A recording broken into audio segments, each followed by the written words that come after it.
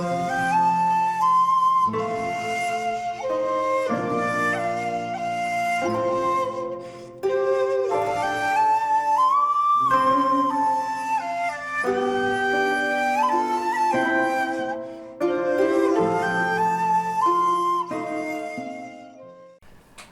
there, this is Solitary Ronin from Solitary Ronin Films, and welcome to the unofficial Mikhail Kalamozov channel. Today it's another random review of this unofficial Kalamazov season, and it's 1964's I Am Cuba, or Soya Cuba. This is an episodic film, strangely enough, about Cuba, funded by Cuba and Russia. Now we'll try and step aside from the political hornet's nest and how you may view Cuba and the Cuban Revolution and Fidel Castro and all that. Let's talk about it as far as a film is concerned. Now obviously I started the Kalamazov unofficial series with Letter Never Sent, which is one of those films that just blew me away. 5-star masterpiece. I have only seen it once, so I'm not going to buy the t-shirt quite yet, even though it's on order. And then I saw The Cranes Are Flying, which is, in my opinion, I enjoyed it a little bit less than Letter Never Sent, but it's still jaw-droppingly good. And then we have Soya Cuba. Now, this is interesting because Kalamazov made the decision to start the film with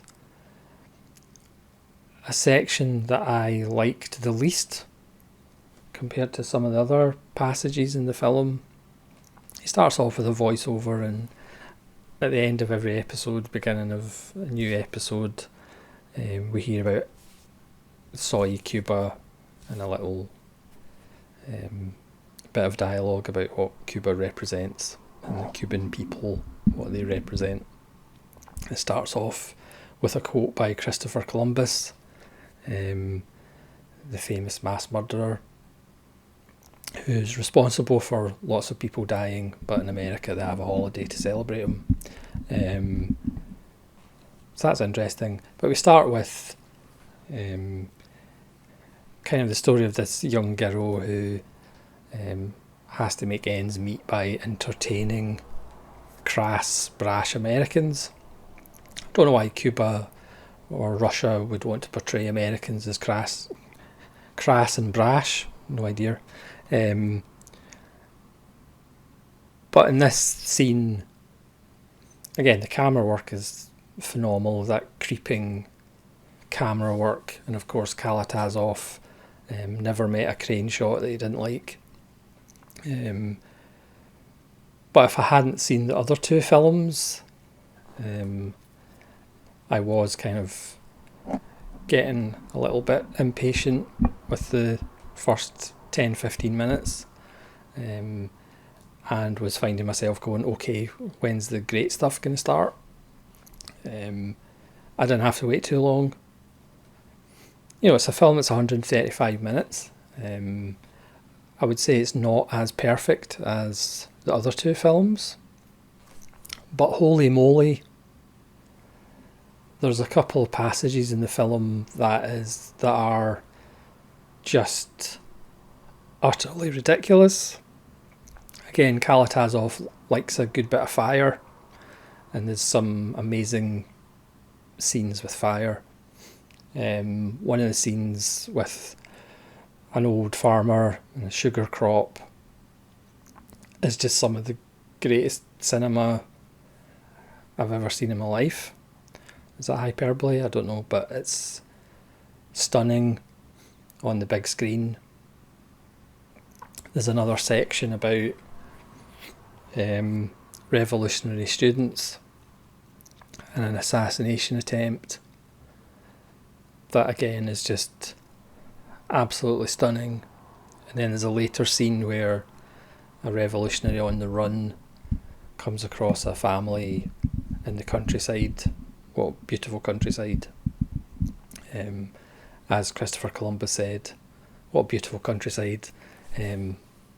Let's rape and pillage it and take all of its natural resources.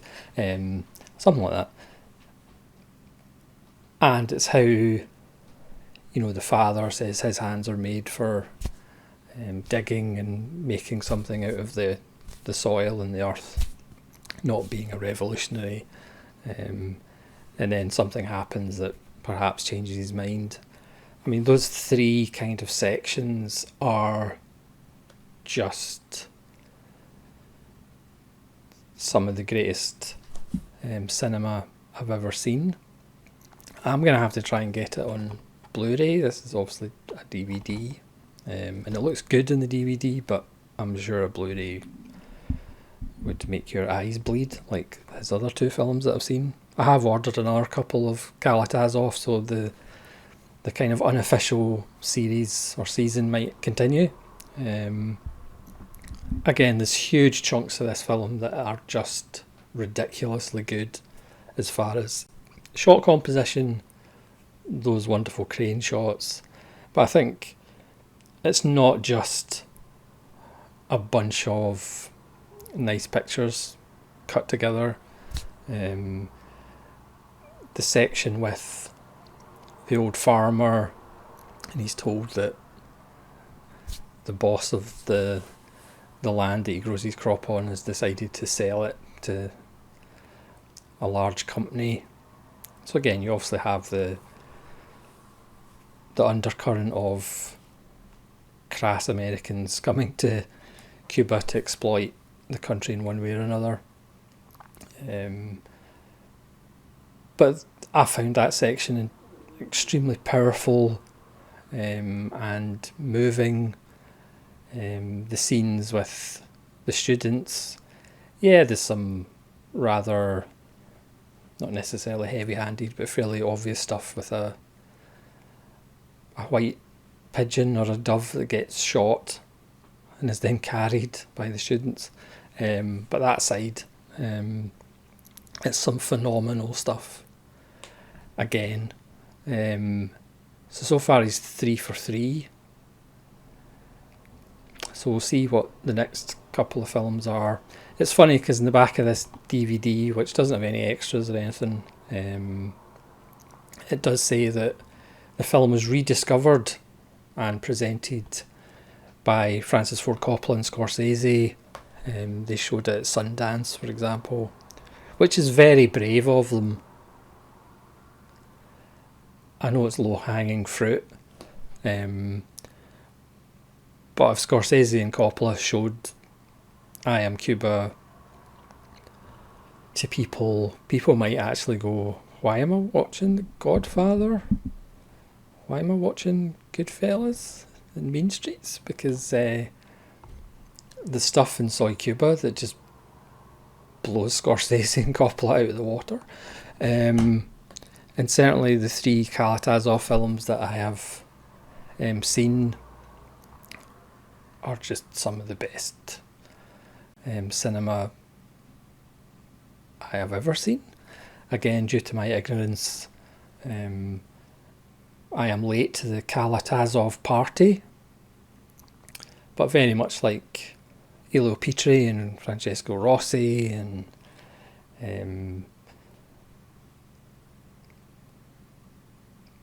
some Japanese directors that I seem to have forgotten their names, Giants and Toys, and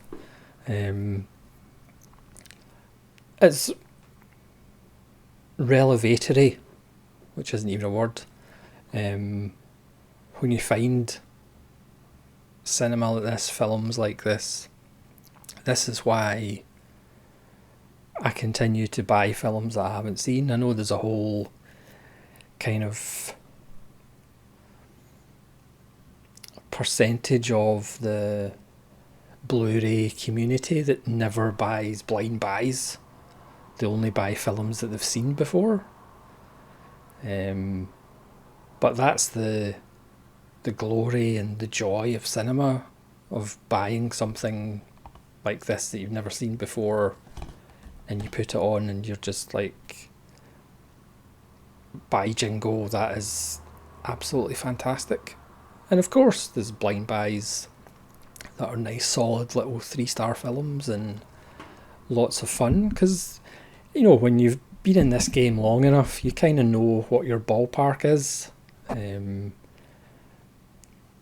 But when you hit home runs like this, it's hard to strike out with Kalamazov, because these 3 films are quite phenomenal. And again, if I was a filmmaker, which I'm not because I have no imagination, you would watch these films and surely you would just quit. You would just go, there's not much point continuing. Because these 3 are just spectacular. Despite the fact, again, it kind of shows with Soya Cuba, for me, there's some bits in it that just don't really float my boat. But I would still say it's absolutely astounding just on the strength of some of the sequences that are just absolutely spectacular. And again, I don't know anything about film theory, obviously. But how Kalamazov isn't shown in film school, or it would actually be a good idea for a video series or something, for like 5 scenes or 5 sequences that you would actually show if you ran an imaginary film school. But certainly there's 2 or 3 sequences in Soya Cuba that should be shown in film school. I mean, the scene with the old kind of farmhand and the sugar crop should just be shown in cinemas before every film. And then when the actual film would start, people would just walk out, because what's the point after watching that? So thanks so much for watching part 3 of this completely unofficial Mikhail Kalamazov season. We'll see if there's a part 4. But phenomenal stuff from Russia. So please let me know if you've seen Soya Cuba, because I certainly know a few of you have. Another wonderful discovery in 2023. It's never too late to find a director in films that everybody has been talking about for years, but as usual I'm quite slow to these kind of parties. So thanks so much for watching. This is Solitary Ronin from Solitary Ronin Films. Amazed and saying goodbye.